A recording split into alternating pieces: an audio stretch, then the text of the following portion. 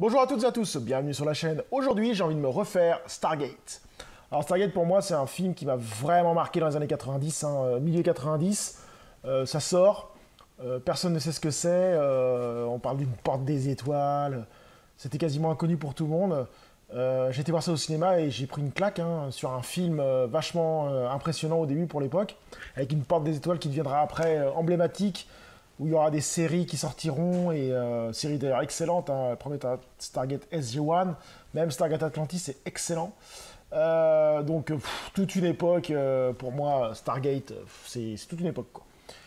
On va lire de quoi ça parle. La plus grande aventure galactique depuis la guerre des étoiles. Voilà, c'est un peu exagéré quand même, mais bon. Daniel Jackson, égyptologue de génie, parvient à percer le secret d'une mystérieuse pierre sphérique et se retrouve avec le colonel O'Neill à des millions d'années-lumière. Donc déjà, colonel O'Neill joué par Kurt Russell dans sa gloire, entre guillemets. Et quoi dire, que ça va sûrement me rappeler des souvenirs, que ça va sûrement encore être excellent, et puis voilà quoi. Donc c'est parti pour se refaire ce petit Stargate. Donc je viens de me finir Stargate. Toujours un film bien sympa à voir, super bien, j'ai vraiment bien accroché ce film. Tout est bien réalisé, même les effets spéciaux sont encore d'actualité, parce que ce film est sorti quand même en 94. Donc des fois les effets spéciaux étaient moins bien, mais la porte est toujours classique. Et ça m'a fait vraiment bizarre de revoir la porte, la première ouverture de la porte dans le film, parce qu'après on la voit tellement de fois dans Stargate SG-1.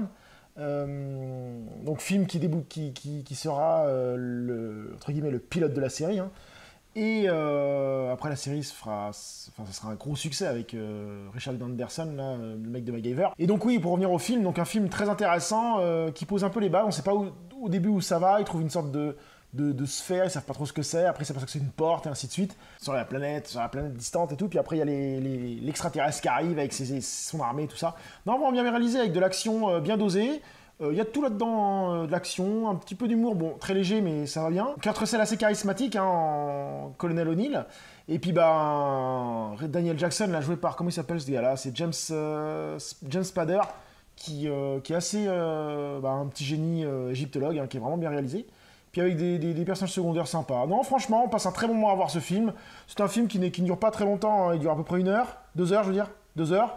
Et ça se passe très très bien, ça a très bien vieilli, c'est très bien regardable. Donc oui, à notre époque, on peut encore le revoir facilement, et ceux qui ne l'ont pas vu, je vous le conseille, c'est un film qui a marqué les esprits, et qui restera, je pense, dans les annales.